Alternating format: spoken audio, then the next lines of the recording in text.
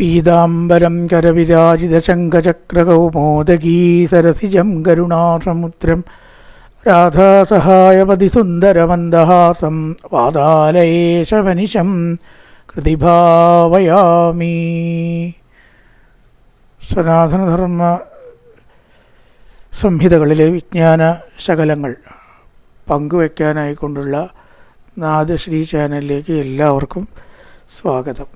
ഞാൻ മധുസൂദന വാര്യർ. ഈ channel subscribe ചെയ്യാത്തവർ ദയവ് ചെയ്ത് സബ്സ്ക്രൈബ് ചെയ്യണമെന്ന് വിനീതമായി അപേക്ഷിക്കുന്നു. പറഞ്ഞു വെച്ച ഭാഗം ധ്യാനത്തിനെ കുറിച്ചാണ്. സ്ഥൂലമായിരിക്കുന്ന ഈ പ്രപഞ്ചം ഭഗവാന്റെ തന്നെ ശരീരമാണ്. ഒക്കെ വളരെ വലിയ വിഷയങ്ങളാണ്. പക്ഷെ നമുക്ക് ചെറിയൊരു സമയത്തിൻ്റെ ഉള്ളിൽ ഒതുക്കേണ്ടതുകൊണ്ട് വളരെ കുറച്ച് കാര്യങ്ങളെ പറയുന്നുള്ളൂ. വലിയ ഒരു വീഡിയോ പ്രോഗ്രാമായിട്ട് ഇതിനെ കാണരുത്. അതുകൊണ്ട് അത്രയൊന്നും പറയുന്നില്ല, പ്രധാനപ്പെട്ട കാര്യങ്ങൾ മാത്രം. അപ്പോൾ ഈ 14 ലോകങ്ങൾ ഭഗവാന്റെ സ്ഥൂല ശരീരമാണ്. ആ സ്ഥൂല ശരീരത്തെ ധ്യാനിച്ചാൽ അവർക്ക് മുക്തിക്ക് അർഹതയുണ്ട് എന്നാണ് നമ്മൾ പറഞ്ഞു വെച്ചത്. ഇനിയുള്ള 2-ാമത്തെ അധ്യായത്തിൽ ജീവന്മാരെങ്ങനെയാണ് മുക്തി പ്രാപിക്കുന്നത് 2 വിധം പറയുകയാണ്. ഒന്ന് സദ്യോമുക്തി, ഒന്ന് ക്രമമുക്തി. സദ്യോമുക്തി എന്ന് പറയുന്നത് ജീവൻ മുക്തിയാണ് എന്നും ചിലർക്ക് അഭിപ്രായമുണ്ട്. എന്തായാലും ഗീതയിൽ 2 മാർഗങ്ങൾ പറഞ്ഞിട്ടുണ്ട്. താരകബ്രഹ്മയോഗത്തിലോ മറ്റേ മരിച്ചതിന് ശേഷം പുനർജന്മം ഉണ്ടായി പലവിധ ലോകങ്ങളിൽ കൂടെ, ചന്ദ്രലോകം, ബ്രഹ്മലോകം മുതലായ ലോകങ്ങളിൽ കൂടെ കടന്ന് അവസാനം മുക്തി പ്രാപിക്കുന്ന വിധവും ഏകയായ അത്യനാവൃത്തി അന്യയാവർത്തതേ പുന. അർജുന, ഒന്നിൽ കൂടെ ജന്മങ്ങൾ ആവർത്തിക്കുന്നു, ഒന്നിൽ കൂടെ ജന്മങ്ങൾക്ക് ആവർത്തി ഉണ്ടാവുന്നില്ല. 2ഉം പറയുന്നുണ്ട്. അപ്പോൾ അതിൽ ആവർത്തി ഉണ്ടായിട്ട് വീണ്ടും വീണ്ടും മൂർധലോകത്തിൽ പോയി ഒടുവിൽ മുക്തി പ്രാപിക്കുന്നതിനെയാണ് ക്രമമുക്തി. അത്തരം ലോകങ്ങളിൽ കൂടെ ഒന്നും പോവാതെ നേരിട്ട് ഈ ജന്മത്തിന് ശേഷം പരബ്രഹ്മത്തിൽ ലയിക്കണം. അതിനാണ് എന്തു പറയുക, സദ്യോമുക്തി എന്ന് പറയുക. കാരണം സദ്യോമുക്തി, ജീവൻ മുക്തി ഇവിടെ ഇരിക്കുമ്പോൾ തന്നെ നമുക്ക് മുക്താവസ്ഥ അനുഭവിക്കാം, ഒരു തരത്തിൽ പറയുകയാണെങ്കിൽ. അപ്പം നേരത്തെ ധാരണ, ധ്യാനം, ഈ അഷ്ടാംഗ യോഗത്തിൽ 8 മാർഗങ്ങളാണെന്നാണ് പറയുക. യമം, നിയമം, ആസനം, പ്രാണായാമം, പ്രത്യാഹാരം, ധാരണ, ധ്യാനം, സമാധി. ഈ സമാധി അവസ്ഥയാണ് വാസ്തവത്തിൽ സദ്യോമുക്തി എന്ന് പറയാം. സമാധി ഒരു വലിയ വിഷയമായിരിക്കുകയാണല്ലോ. അപ്പോൾ ശരീരം വിട്ടുപോവുക, അല്ലെങ്കിൽ ജീവൻ ആത്മാവ് വേർപിരിയുക, അതുകൊണ്ടേ സമാധി എന്ന് പറയുക. സമാധി ഇരുത്തുക, സമാധി മരിച്ചാലേ ഉള്ളൂ എന്ന ചിലരുടെ ഒരു വിചാരം. ഇത് ശരിയല്ല എന്നാണ്. ജീവിച്ചിരിക്കുമ്പോൾ തന്നെ മുക്താവസ്ഥയെ പ്രാപിക്കുന്ന ഒരു അവസ്ഥയുണ്ട്. അതിനാണ് എന്ത് പറയുക, ശരിക്ക് സമാധി. ഇതിലൊക്കെ സമാധിയെ വർണ്ണിക്കേണ്ട. സമാധി എന്ന് പറഞ്ഞാൽ ഒരു വിധത്തിലുള്ള മനസ്സിന് ഇളക്കവും ഇല്ലാണ്ട് ഈശ്വരനുമായിട്ട് ചേരുന്ന യോഗത്തിനെയാണ് സമാധി എന്ന് പറയുന്നത്. അത് ജീവിച്ചിരിക്കുമ്പോഴും ആവാം. ശരീരം ത്യാഗം വരണം എന്നില്ല ഈ മുക്തി മോക്ഷം എന്നൊക്കെ പറഞ്ഞാൽ. അപ്പോൾ അതിനെ എത്തുന്നത് എങ്ങനെ എന്നാണ്, ധ്യാനം കൊണ്ടാണ് പ്രധാനമായിട്ട് ഇവിടേക്ക് എത്തുക. നല്ലൊരു മാർഗ്ഗമാണ് ധ്യാനം. ധ്യാനത്തെ കൂടാതെ ഒരാൾക്കും സമാധി അവസ്ഥയെ പ്രാപിക്കാനായിട്ട് സാധ്യമല്ല. അപ്പോൾ ആ ധ്യാനത്തെ പറഞ്ഞു. ശംഖചക്രഗദാത്മാദികളൊക്കെ ധരിച്ചിട്ട് നീലമേഘശ്യാമള സ്വരൂപത്തോടുകൂടി സ്വരൂപത്തെ ഉൾക്കൊള്ളേണ്ടതായ ധ്യാനത്തെയും പറഞ്ഞങ്ങനെ വെച്ചു. പക്ഷേ അധികവും പറഞ്ഞത് സ്ഥൂല ശരീരത്തെയാണ്. ഇവിടെ പറയുകയാണ്, ഏവം പുരാധാരണയ ആത്മയോനിർ നഷ്ടാം സ്മൃതിം പ്രത്യവരുത്ത തുഷ്ടാത് തഥാ സസർജേതം അമോഘതിഷ്ഠത് യഥാ പേയാത് പ്രാഗ് വ്യവസായ ബുദ്ധി. ചമ്രം പടിഞ്ഞ് ഒരു 3 മണിക്കൂറെങ്കിലും ഇളകാതെ സമക്കായ ശിരോഗ്രീവം, നട്ടലും കഴുത്തും തലയും ഒരേ ദിശയിൽ വരണം. വളവ് പാടില്ല. അതിനാണ് ആസനം. ഒരു 3 മണിക്കൂറെങ്കിലും ഒരേ നിലയ്ക്ക് ഇരിക്കുന്നതിനെ ശീലിക്കുന്നതിനെ ആസനം. അതുപോലെ തന്നെ യമവും നിയമവും. നിയമങ്ങൾ പാലിച്ചാലേ നമുക്ക് യമം സാധിതപ്രായമാവുള്ളൂ. നിയമങ്ങൾ പാലിച്ചിട്ട് വേണം നമുക്ക് യമം ഇന്ദ്രിയങ്ങളെ അടക്കാൻ. പെട്ടെന്ന് ഇന്ദ്രിയങ്ങളെ അടക്കാൻ പറ്റില്ല. സാവധാനം അതിന് നിയമങ്ങൾ പാലിച്ച് പഠിക്കണ ഘട്ടത്തിനായി നിയമങ്ങൾക്കായിട്ട് പ്രാധാന്യം ഇല്ല എന്നാണ്. എന്തിനു വേണ്ടിയാണ്? യമം കയ്യിൽ വരാൻ വേണ്ടിയിട്ടാണ് നിയമം ശീലിക്കുന്നത്. യമായി, നിയമായി, ആസനായി. പ്രാണായാമം നമ്മുടെ ശ്വാസത്തിനെ നിയന്ത്രിക്കലാണ്. അതൊരു നാസികാദ്വാരത്തിൽ കൂടെ ശ്വാസം വലിച്ചെടുത്ത് അതിൻ്റെ ഇരട്ടി സമയം ശ്വാസകോശത്തിൽ നിർത്തി അതിൻ്റെ ഇരട്ടി സമയം കൊണ്ട് സാവധാനം മറ്റേ നാസികാദ്വാരത്തിൽ കൂടെ പുറത്തേക്ക് വിടുന്നതിനെ ഒരു പ്രാണായാമം പ്രകാരം തിരിച്ച് ചെയ്യണം. പുറത്തേക്ക് വിട്ടതിൽ കൂടെ അകത്തേക്ക് എടുക്കുക, കുംഭകവൃത്തി അനുഷ്ഠിച്ച് നിർത്തുക, മറ്റേ നാസികാദ്വാരത്തിൽ കൂടെ പുറത്തേക്ക് വിടുക. എങ്ങനെ തിരിച്ചും മറിച്ചും ചെയ്യുന്നതിനെയാണ് സോഹം ഹംസ എന്നൊരു ശബ്ദമാവത്രേ അപ്പോൾ ഉണ്ടാവുക. ടെലസ്കോപ്പ് വെച്ചാൽ ഡോക്ടർമാർക്ക് കേൾക്കുന്ന ശബ്ദം അങ്ങനെയാവുന്നതാണ്. അത് തന്നെയാണ് ഞാൻ സോഹം ഹംസ എന്നൊക്കെയാണ് പറയണത്. അപ്പോൾ അതാണ് പ്രാണായാമം. പ്രത്യാഹാരം. ഏതേത് വിഷയങ്ങളിലേക്ക് മനസ്സ് പോകുന്നുവോ അതിനെ നിയന്ത്രിക്കുക. പ്രത്യാഹാരം. ധാരണ. ഭഗവത് സ്വരൂപത്തെ മനസ്സിൽ ഉറയ്ക്കാൻ ശ്രമിക്കുക. യമം, നിയമം, ആസനം, പ്രാണായാമം, പ്രത്യാഹാരം, ധാരണ. ഭഗവാന്റെ സ്വരൂപത്തെ മനസ്സിൽ കാണാനുള്ള ശ്രമഘട്ടത്തെ ധാരണ എന്ന് പറയാം. അതിനുള്ള ശ്രമമാണ്. ധ്യാനം എന്ന് പറഞ്ഞാൽ ആ സ്വരൂപം മനസ്സിൽ ഉറയ്ക്കുക. അപ്പോൾ ധ്യാനമായി. ശക്തമായിട്ട് കാണാൻ തുടങ്ങിയാൽ അതിനെ നമുക്ക് ധ്യാനം. അപ്പം അയാൾ ധ്യാനത്തിലാണ്. അപ്പം അതിനു മുമ്പ് എന്തായാലും ധാരണയിലായിരുന്നു. ശ്രമയുള്ളൂ. ശരിക്കും സ്വരൂപത്തെ തെളിഞ്ഞു കാണാൻ കഴിഞ്ഞിട്ടില്ല. എന്നാൽ ശ്രമം ഉണ്ടെങ്കിലും അത് ധാരണയും. തെളിയാൻ കഴിഞ്ഞാൽ അത് ധ്യാനവും. ഇനി അവസാനത്തൊരവസ്ഥയുണ്ട് സമാധി. അതിൽ സ്വരൂപം തന്നെ ഉണ്ടാവില്ല. ധ്യാനത്തിൽ സ്വരൂപം ഉണ്ടാവും. ആ സ്വരൂപം കൂടിയാണ് പോയിട്ട് കണ്ണു അടച്ച് സ്വസ്ഥമായിട്ട് ഒരു ചലനവും ഇല്ലാതെ അങ്ങനെ ഇരിക്കാൻ കഴിഞ്ഞാൽ നമുക്കതിനെ സമാധി എന്ന് പറയാം. അതുതന്നെയാണ് ജീവൻ മുക്താവസ്ഥ. അതുതന്നെയാണ് സദ്യോമുക്തി എന്നൊക്കെ വേണമെങ്കിൽ പറയാം. സാങ്കേതികമായിട്ട് കുറേയും കൂടിയും കാര്യങ്ങളുണ്ട്.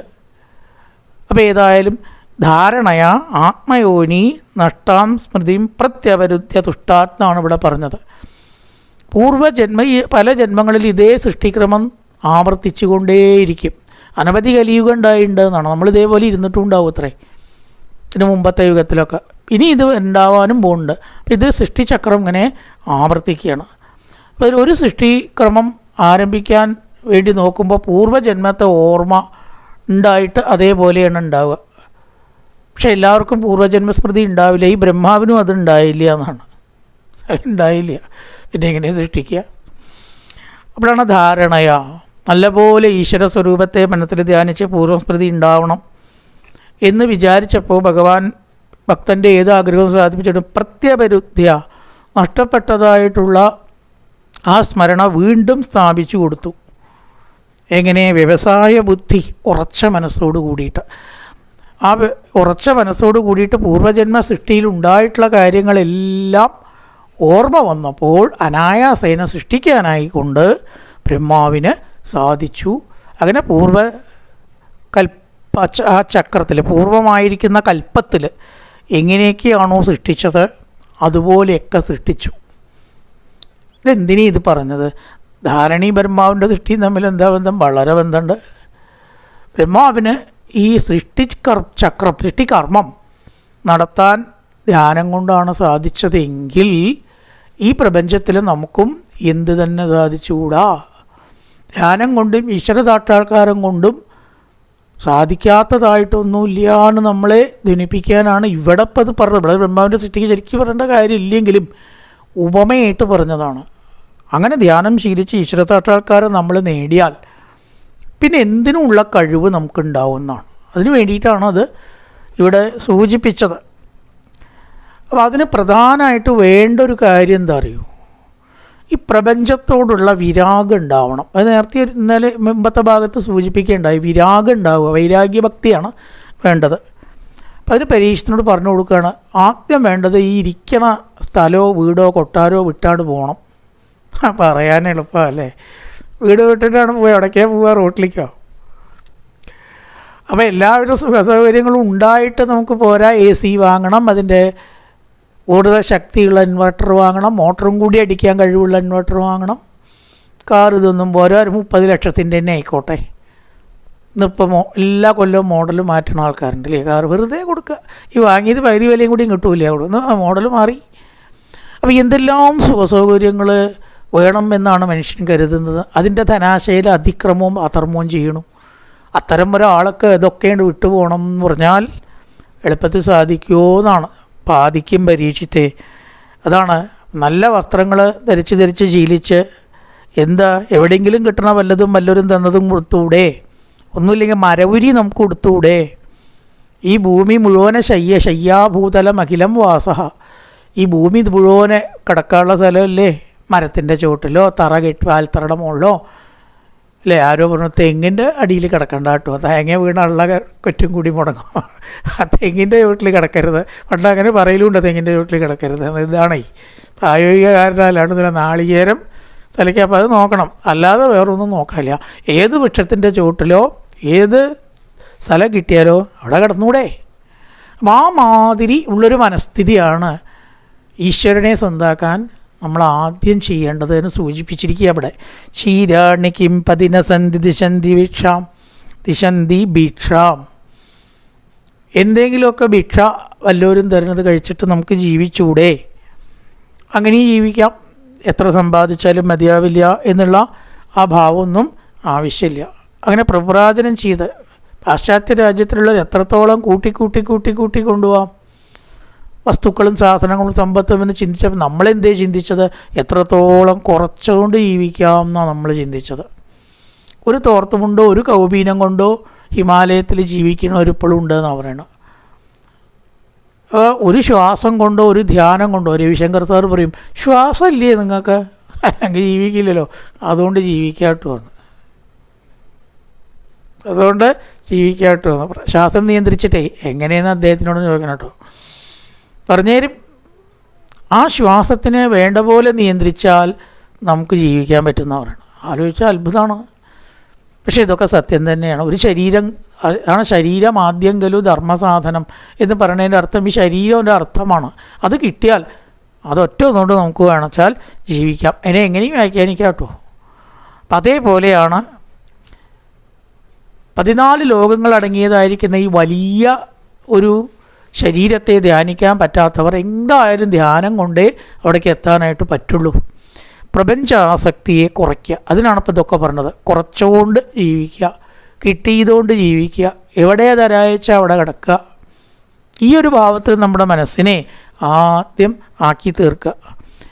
പിന്നെയോ 14 ലോകങ്ങളെ ധ്യാനിക്കാൻ കഴിയാത്തവർ കേചിത് സ്വദേഹ അന്തർഹൃദയാവകാശേ പ്രാദേശമാത്രം പുരുഷം വസന്തം ചതുർഭുജം കഞ്ചരതാംഗശങ്കഗതാധരം ധാരണയാ സ്മരന്തി.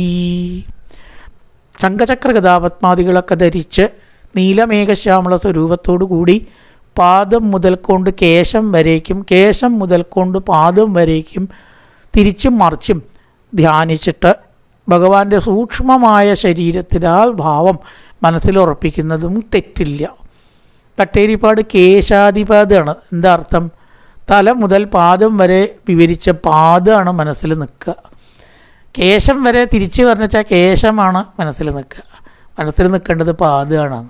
ഭഗവാന്റെ പാദം മനസ്സിൽ നിൽക്കും ഇല്ലേ? അവസാനം ധ്യാനിക്കുന്നത് പാദവും തല മുതൽ കൊണ്ട് ഇങ്ങോട്ട് ധ്യാനിക്കുകയാണ് വെച്ചാൽ പ്രസന്ന വക്രം നളിനായ ദക്ഷണം കദംബ കിഞ്ചിൽ കപിശങ്കവാസസം ലസന്മഹാരത്നകിരൺമയാങ്കതം പുരൺമഹാരത്നകിരീടകുണ്ടലം. ഹാരകേയൂര കുണ്ടലങ്ങളൊക്കെ ധരിച്ച് മനോഹരമായിട്ടുള്ള കിരീടം ധരിച്ച ശിരസ്, ശംഖചക്ര ഗതാപത്മാദികൾ ധരിച്ചിട്ടുള്ള കൈകൾ, മഞ്ഞപ്പെട്ട് മനോഹരമായി ഉടുത്തതായിട്ടുള്ള ഭഗവാന്റെ പാദങ്ങൾ, അതുകൊണ്ട് പൊതിഞ്ഞത്, മഞ്ഞപ്പെട്ട് കൊണ്ട് പൊതിഞ്ഞത്, ചെന്താമരപ്പൂവിൻ്റേതൽ പോലെ മൃദുലവും ചുവന്ന നിറവുമുള്ള പാദങ്ങൾ, അതേ കേശാദിപാദം. മനസ്സിലങ്ങനെ ചിന്തിച്ച ഭഗവത് പാദപത്മത്തിൽ മനസ്സാണ്ട് ഉറച്ചാൽ ധ്യാനം നമുക്കാണ്ട് ഉറക്കുകയാണ് എന്നാണ്. ആ ഉറച്ചതായിട്ടുള്ള അവസ്ഥയിൽ നമുക്ക് ശരീരത്തെ അറിയില്ല, പ്രപഞ്ചത്തെ അറിയില്ല.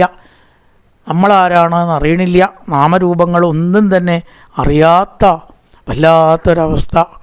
അത് അനുഭവിച്ചവർക്കേ പറയാൻ പറ്റില്ല, മുഴുവനെ വാക്കുകൊണ്ട് നമുക്ക് പറഞ്ഞു കൊടുക്കാനായിട്ട് സാധിക്കില്ല എന്ന് പറയുകയാണ് അല്ലേ. താമരയെ ഒരു ഹൃദയത്തെ ഒരു താമരയായിട്ട് സങ്കല്പിച്ച സൂര്യൻ, ചന്ദ്രൻ, അഗ്നി മണ്ഡലങ്ങളെ അതിൽ ധ്യാനിച്ച് ഭഗവാന്റെ കേശാദിപാദം അതിൽ ധ്യാനിക്കുകയാണ് വേണ്ടത്. അജ്ഞാനം പോവാനാണ് സൂര്യൻ, ചൂട് വരും സൂര്യൻ വന്നാൽ, അതില്ലാണ്ടാവാനാണ് ചന്ദ്രൻ, ശുദ്ധി കിട്ടാൻ വേണ്ടിയിട്ടാണ് അഗ്നി. ഈ മൂന്നെണ്ണത്തിനെ ധ്യാനിച്ചിട്ട് വേണം ഭഗവത് സ്വരൂപത്തെ ക്രമമായിട്ട് ഇപ്രകാരം ധ്യാനിക്കാൻ. കുറേ കഴിയുമ്പോൾ എന്തുണ്ടാവും?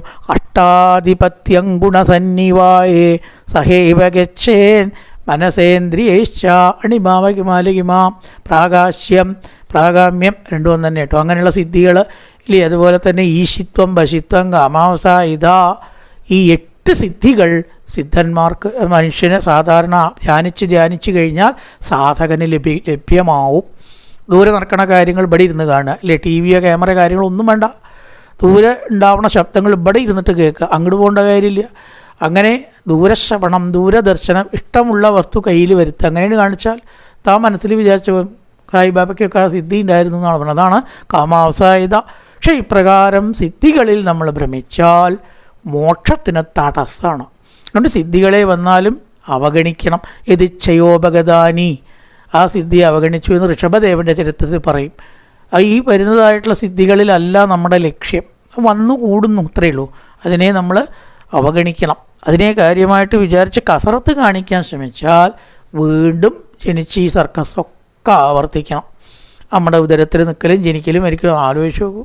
അപ്പോൾ അതുകൊണ്ട് സിദ്ധികളിലെ ഭ്രമിക്കരുത്, ആ സിദ്ധികൾ പ്രയോഗിക്കരുത്. ഇതൊന്നും അത്ര നല്ലതല്ല എന്ന് പറയുകയാണ്.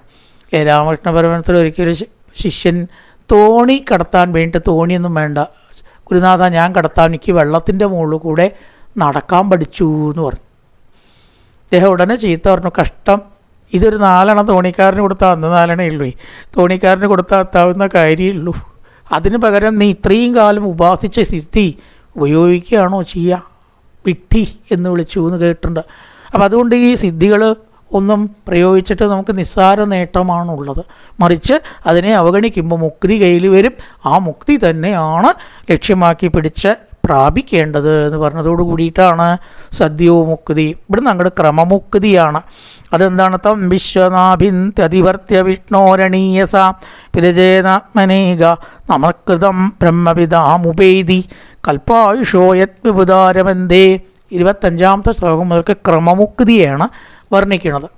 ക്രമമുക്തി നേടുന്ന ഒരാൾ പെട്ടെന്ന് ഈ പറഞ്ഞ പോലെയുള്ള മുക്താവസ്ഥയിലേക്ക് എത്തണില്ല.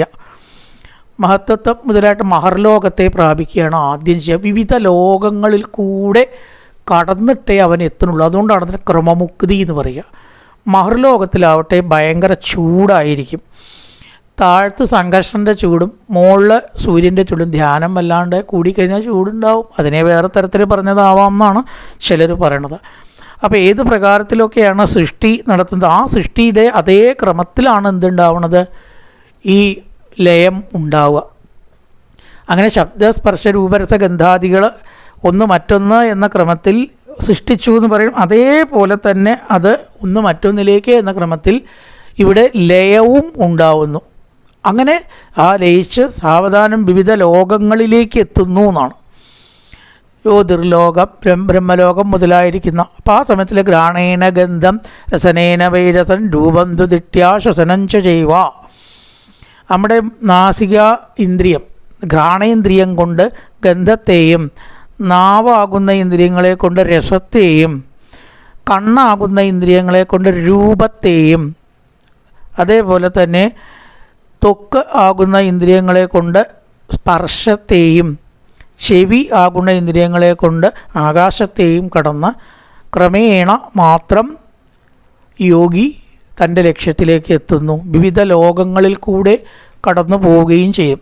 മഹർലോകം കഴിഞ്ഞാൽ ബ്രഹ്മലോകം, ബ്രഹ്മലോകം കഴിഞ്ഞാൽ ചന്ദ്രലോകം എന്ന് അനവധി ലോകങ്ങൾ കടന്ന് ഒടുവിലാണ് മോക്ഷം, വൈകുണ്ഠ ലോകത്തിലെത്തി ജനന മരണം ഇല്ലാത്ത അവസ്ഥയിലേക്ക് എത്തിച്ചേരുന്നത്. ഇതാണ് ക്രമമുക്തി. ആദ്യം പെട്ടെന്ന് ഈ ജന്മത്തിൽ തന്നെ കീഴ്നേടുന്ന അവസ്ഥ, പിന്നെ മരിച്ചാൽ എന്തായാലും ബന്ധമില്ല, ജനനമില്ല. ഇപ്പോഴാവട്ടെ ക്രമത്തിൽ പല ലോകങ്ങളിൽ കൂടി അർച്ചിരാദിഗതി എന്നാണ് ഇതിന് പറയുക. അവിടെ എത്തുന്നതിനെയാണ് ക്രമമുക്തി എന്ന് പറയുന്നത്. നക്യതോന്യശിവപന്താവിശത സംപ്രദാവിക വാസുദേവേ ഭഗവതി ഭക്തിയോഗോ യഥോഭവൽ. ഭഗവാനാകുന്ന വാസുദേവനിൽ ഭക്തിയോഗത്തോടു കൂടിയിട്ട് ഈ പറഞ്ഞതായ അനുഷ്ഠാനങ്ങളല്ലാതെ പുരോഗതിക്ക് വേറെ യാതൊരു മാർഗവും ഇല്ല. ആ ബ്രഹ്മാവ് തൻ്റെ വേദങ്ങളെ 3 പ്രാവശ്യം പഠിച്ച് തെരഞ്ഞു. ഒന്നും കണ്ടെത്താനായില്ല അത്രേ. വേദം എന്ന് പറഞ്ഞാൽ അറിവാണല്ലോ. അറിവിനെ കൊണ്ടൊന്നും ആ പരിമിതമായ ഒരു കാഴ്ചപ്പാടിൽ ഈശ്വരനിലെത്താൻ പറ്റില്ല. അറിവ് എന്ന് പറഞ്ഞാൽ നമ്മുടെയൊക്കെ അറിവ് പരിമിതമാണ്, എത്ര തന്നെ ആയാലും. അപ്പോൾ അത്ര അറിവില്ലാത്തവരുടെ കഥയോ? അറിവുള്ളവരെന്നെ പരിമിതം എന്ന് പറഞ്ഞാൽ അറിവില്ലാത്തവരുടെ എവിടെയും എത്തില്ല. അതുകൊണ്ട് എത്തില്ല എന്ന് പറയണം. ബ്രഹ്മാവ് 3 പ്രാവശ്യം വേദം തിരഞ്ഞിട്ട് എവിടെയും എത്താതെ ഒടുവിലെത്താൻ കഴിഞ്ഞത് എന്തുകൊണ്ടാണ്? ഭക്തി കൊണ്ട്. അതുകൊണ്ട് ഭക്തി കൊണ്ട് മാത്രമേ ഈ വക അനുഭവങ്ങളിലേക്ക് എത്താനും മായന്ന് കയറാനും പറ്റുള്ളൂ. അറിവ് കൊണ്ട് നേടാമെന്ന അഹങ്കാരമൊന്നും വിചാരിക്കേണ്ട. തസ്മാത് സർവാത്മനാരാജൻ ഹരി സർവത്ര സർവദാ ശ്രോതവ്യ കീർത്തിതവ്യ സ്മർത്തവ്യോ ഭഗവാൻ നൃണാം. ഹരിയെക്കുറിച്ച് കീർത്തിക്കുക, ഹരിയുടെ കഥകൾ കേൾക്കുക, ഹരിയുടെ നാമം ജപിക്കുക, ഹരിയുടെ രൂപം ധ്യാനിക്കുക. ഇതിനൊക്കെ വേണ്ടത് ബിബന്തിയേ ഭഗവതാത്മനസ്തതാം കഥാമൃതം ശ്രവണപുടേഷു സംഭൃതം പുനന്തിത്തെ വിഷവിദൂഷിതാശയം പ്രജന്തി തത്തരണ സരോരുകാന്തികം.